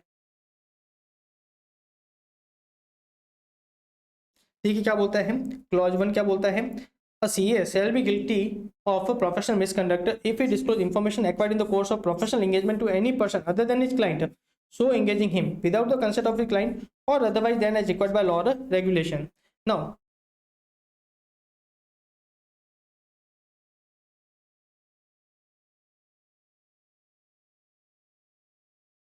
फिर क्या बोलता है, तो code of ethics further clarify that such a duty continues even after completion of the assignment. In the given situation, SR and Associated complained to the ROC through letter highlighting the points of dispute, including non-existence of a fixed asset, bogus character, etc. After coming to know about the removal, the SR and Associate made a voluntary disclosure of the information acquired during the professional engagement without the consent of the client and without there being any requirement in law to disclose the same, right? Okay. अब देखिए यहाँ पे जो I don't know कहाँ से वो fees वाला दिमाग में आ गया, क्वेश्चन ने कहीं पे भी फीस की बात नहीं करी, क्वेश्चन ने कहीं पे फीस की बात नहीं करी है, तो इसलिए हमारा आंसर सही है, राइट। इसलिए हमारा आंसर सही है, आंसर में कोई चेंजेस नहीं है।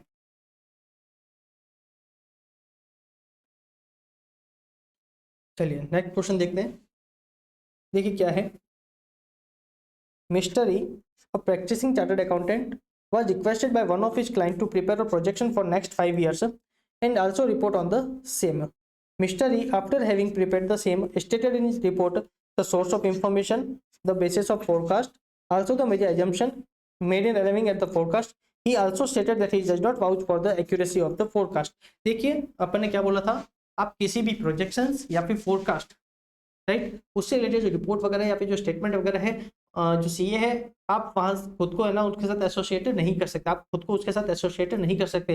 पर एक एक्सेप्शन था क्या, अगर आपका एसोसिएशन है एज पर SAE 3400, कौन सा SAE 3400, अगर आप क्या कर रहे हो अपना काम उसके अकॉर्डिंग कर रहे हो तो ध्यान रखना उस केस में ध्यान रखना ये क्लॉज 3 है वो एप्लीकेबल नहीं होगा, clause 3 of part 1 of second schedule applicable नहीं होगा। अगर आप क्या कर रहे हो काम कर रहे हो SAE 3400 जो 4 डिस्क्लोजर देने की बात करता है, जो 4 डिस्क्लोजर स्पेसिफिकली देने की बात करता है अपनी रिपोर्ट में, क्या क्या, एक तो basis of a forecast, right, एक तो basis of a forecast, source of information, major assumption and clear statement that he do not vouch for the accuracy of a forecast। अगर चारों ही आप दे रहे हो तो ध्यान रखना आप गिल्टी नहीं होंगे under clause 3 of part 1 of a second schedule. और यहाँ पे हमारे जो सीए साहब है वो चारों ही काम कर रहे हैं, इसलिए ध्यान रखना क्लॉज 3 का वायलेशन नहीं है।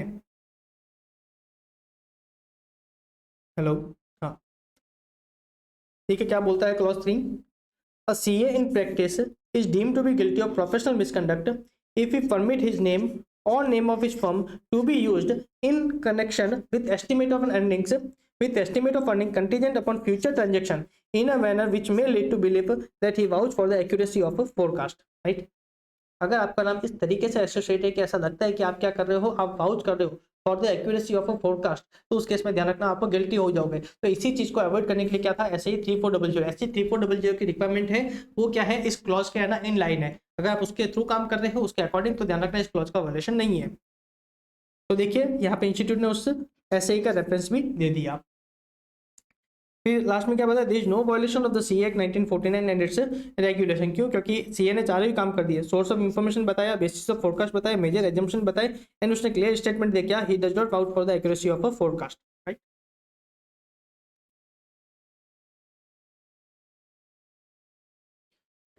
ठीक है, नेक्स्ट क्वेश्चन क्या है, tell a chartered accountant prepare and certificate projected financial statement of his client Abacus Limited. Abacus Limited forwarded the same to their bank to secure some loan and bank on the said sanctioned on the and the bank on that basis sanctioned the loan.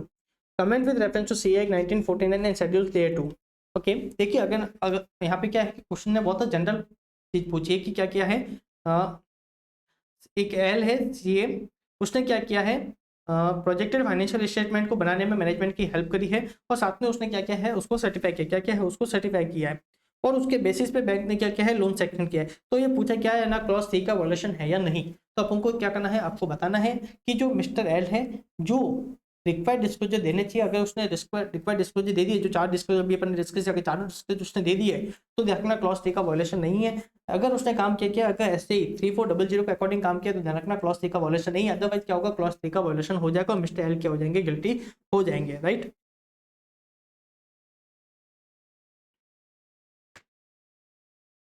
तो देखिए conclusion क्या है, mister L will be deemed to be guilty of professional misconduct under clause 3 part of second schedule assuming that condition stated in SAE 3400 are not being fulfilled, right. इन्होंने क्या किया, exemption दिया है, अगर वो फुलफिल नहीं है तो गिल्टी होंगे। अपन को दोनों ही लिखना है, क्या लिखोगे अपन क्या लिखेंगे, अपन को क्लियरली लिखना है, क्या लिखना है कि ध्यान रखना अगर SAE 3400 की कंडीशन फुलफिल होती है तो क्लॉज 3 का वायलेशन नहीं है। सेकंड अपन को लिखना है अगर SAE 3400 की कंडीशन फुलफिल नहीं होती है तो ध्यान रखना क्लॉज 3 का वायलेशन है, उस केस में क्या हो जाएंगे, हमारे जो मिस्टर एल है वो गिल्टी हो जाएंगे, राइट। चलिए नेक्स्ट क्वेश्चन देखते हैं क्या है। देखिए D, a practising chartered accountant examiner reported on the prospective financial statement for one of his client to obtain cash credit facility of rupees 75 lakh from a private bank. The bank has sanctioned the cash credit facility for rupees 60 lakh to his client. Consequent to sanction of loan by bank, he charged a fees of rupees 6,000 based on the 1% of the credit facility sanctioned. Okay, यहाँ पे 2 point है। एक तो आपने क्या किया है, prospective financial statement को क्या किया है, आपने एग्जामिन किया है और रिपोर्ट किया, राइट, आपने उस पर रिपोर्ट इश्यू करी है, उसके बेसिस पे क्या हुआ है, कंपनी को लोन मिला है कितना, 60 लाख का। और साथ में ध्यान रखना आपने फीस कैसे चार्ज करी है, परसेंटेज बेसिस पे। फीस कैसे चार्ज करी है, परसेंटेज बेसिस पे। ध्यान रखना जो अगेन कौन डील करता है, क्लॉज 10 और part 1 of first schedule deal करता है। अगर आप क्या कर रहे हो, फीस चार्ज कर रहे हो परसेंटेज बेसिस पे, तो कौन सा क्लॉज डील करता है, clause 10 of part 1 of first schedule. और ध्यान रखना वहां पे कहीं पे भी ऐसी सर्विस परमिटेड नहीं थी, वहां पे कहीं पे भी ऐसी सर्विस परमिटेड नहीं थी। तो ध्यान रखना एक तो क्लॉज 10 का वायलेशन है, दूसरा आपको अगेन जनरल आंसर लिखना है। अगर आपने क्या किया है, चारों डिस्क्लोजर दिए हैं तो वायलेशन नहीं है क्लॉज 3 का। अगर चारों डिस्क्लोजर नहीं है तो क्लॉज 3 का क्या होगा, वायलेशन हो जाएगा।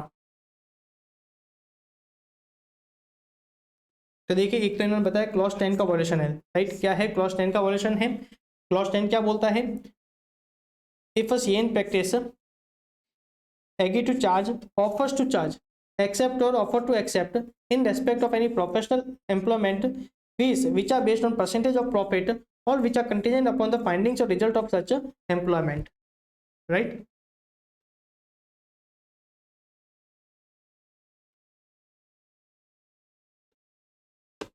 चलिए नेक्स्ट क्वेश्चन देखते हैं क्या है। ठीक है, मिस्टर डी और practicing CA is appointed as a director simplicity of XYZ private limited. After 1 year of appointment, Mr. D resigned as the director and accepted the statutory auditor position of the company. Is Mr. D right in accepting the auditor position? Okay, देखिए clause 4 और part 1 of second schedule में एक clarification आया था। अपनी जो ethical standard board है उसने क्लैरिफिकेशन दिया था क्या, अगर आप किसी कंपनी के डायरेक्टर हो तो उस केस में आप, अगर आप उस पोजीशन से रिजाइन कर रहे हो या फिर आपका tender as a director complete हो रहा है, तो उसके 2 साल तक आप उस कंपनी के ऑडिटर नहीं हो सकते, उसके 2 साल तक उस कंपनी के ऑडिटर नहीं हो सकते हो। अगर उससे पहले अगर आप एज ए ऑडिटर अपॉइंटमेंट होते हो तो ध्यान रखना clause 4 of part 1 of second schedule का क्या होगा, वायलेशन होगा। क्या होगा, clause 4 of part 1 of second schedule का वायलेशन होगा। देखिए क्या बोलते हैं, ठीक है, CA in practice is deemed to be guilty of professional misconduct if he expresses his opinion on financial statement of any business or enterprise in which his partner or firm has a substantial interest, right? तो इसमें अगर आप 2 साल पहले उस company के क्या रह चुके हो, डायरेक्टर वगैरह रह चुके हो, तो उसमें आपको क्या माना जाता है, सब्सटेंशियल इंटरेस्ट माना जाता है, राइट।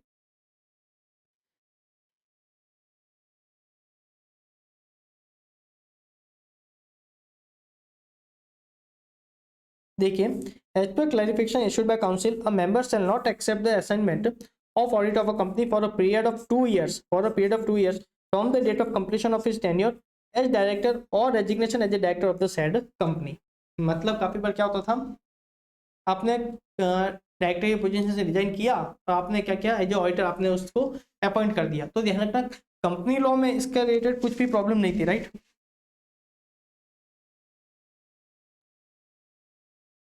कंपनी लॉ में उसके रिगार्डिंग कोई प्रॉब्लम नहीं, 141 ऐसा कोई रिस्ट्रिक्शन नहीं लगा रहा। क्यों? क्योंकि अब तो आप उस कंपनी के डायरेक्टर ही नहीं हो। पर यहाँ पे क्या हुआ, हमें जो एथिकल स्टैंडर्ड्स बोलते हैं उसने डिसीजन लिया, उसने क्लैरिफिकेशन दिया क्या, कि आप 2 साल तक है ना एज ऑडिटर अपॉइंटेड नहीं हो सकते हो।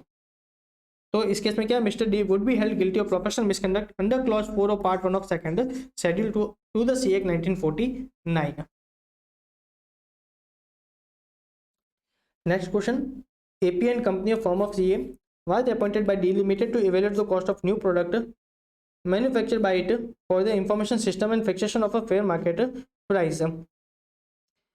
Partner P of CA firm is a non-executive director of the company. Comment with reference to CA Act 1949 and regulations there too. Okay, आप कर सकते, कोई भी प्रॉब्लम नहीं है, क्लॉज 4 का कोई भी वॉल्यूशन नहीं हो रहा है, राइट।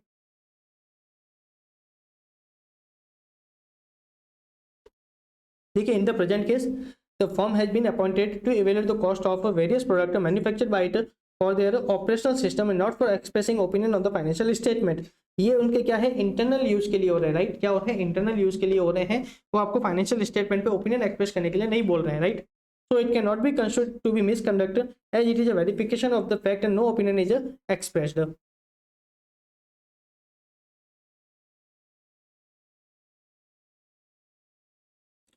तो आप ध्यान रखना, अगर आपको फ्यूचर में अगर आपकी उसकी ऑडिट एक्स है ना का ऑफर आता है तो आपको कंसिडर करना पड़ेगा कि आपके जो थ्रेट है, राइट, थ्रेट यहाँ पे कोई नहीं होना चाहिए, राइट। यहाँ पे किसी भी तरीके का थ्रेट नहीं होना चाहिए, right, in relation to audit engagement.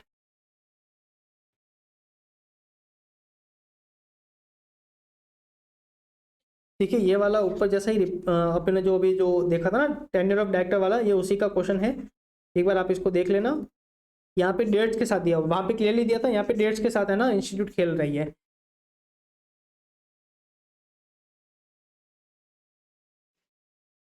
उसने ठीक है, एक बार इस क्वेश्चन को देख लेते हैं क्या है। देखिए, mister D a practising chartered accountant was appointed as a simplicity director in a private limited company on 1/1/21 after serving for 18 months. 18 month मतलब क्या हुए, उसने 6 मतलब उसने है ना जून उसने जून 22 तक उसने क्या किया है, एज ए डायरेक्टर काम किया है, राइट। उसने जून 22 तक उसने एज ए डायरेक्टर काम किया है, और उसने जुलाई अगस्त सितंबर अक्टूबर नवंबर उसने उसके 5 महीने में, राइट, उसने उसके 6 महीने में उसने क्या किया है, as a auditor, as a auditor उसने क्या किया है, अपनी है ना अपॉइंटमेंट एक्सेप्ट कर लिए। तो अगेन ध्यान रखना है क्या हो जाएगा, आप गिल्टी हो जाओगे under clause 4, right. Similar question है, एक बार देख लेना।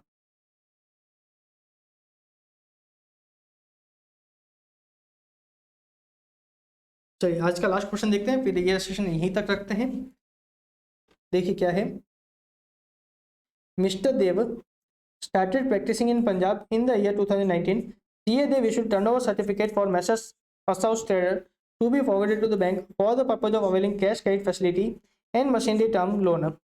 Brother of CA Dev was proprietor of a Messrs. Assaus Traders. Okay देखिए, यहाँ पे भी एक क्लैरिफिकेशन आया था। देखिए उसकी जो मेन लाइन है वहाँ पे तो क्या लिखा था, आप आपके पार्टनर, राइट। यहाँ पे आपकी फर्म क्या है, उसमें क्या है, सब्सटेंशियल इंटरेस्ट है किसी एंटिटी में, राइट। तो आप उसके फाइनेंशियल स्टेटमेंट पे ओपिनियन वगैरह एक्सप्रेशन नहीं कर सकते। मैंने आपको वहाँ पे क्या बताया, अगर आप इंटरनल यूज के लिए कर रहे हो तो अलाउड है, अगर आप एक्सटर्नल यूज के लिए वहाँ पे ज़्यादा है तो वह अलाउड नहीं है, राइट। अब यहाँ पे उसमें गाइडलाइन क्या है, अगर आपका रिलेटिव का भी क्या है, अगर ऐसी एंटिटी में क्या है सब्सटेंशियल इंटरेस्ट है, तब भी क्लॉज 4 एप्लीकेबल होगा। अब यहाँ पे जो जो ब्रदर है सीए देव का, वो उसमें क्या है, उसका प्रोप्राइटर है, वो उसका प्रॉपर्टी है, मतलब उसका सब्सटेंशियल इंटरेस्ट हुआ। अब as it is substantial interest clause 4 applicable हो जाएगा, बराबर। अब यहाँ पे एंगेजमेंट कैसा है, आपको क्या करना है, आपको सर्टिफिकेट देना, right. To issue turnover certificate, आपको क्या करना है, सर्टिफिकेट देना है। तो अगेन ध्यान रखना, आप क्लॉज 4 में गिल्टी हो जाओगे, आप क्या हो जाओगे, क्लॉज 4 में गिल्टी हो जाओगे।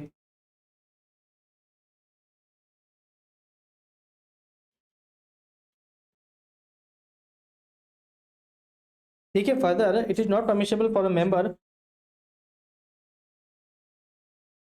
to take assignment of certification when the client is a relative of a member. The relative for this purpose would refer to definition mentioned in AS 18. चलिए, तो इसलिए आप क्या हो जाओगे, आपको गिल्टी हो जाओगे under clause 4 of part 1 of second schedule.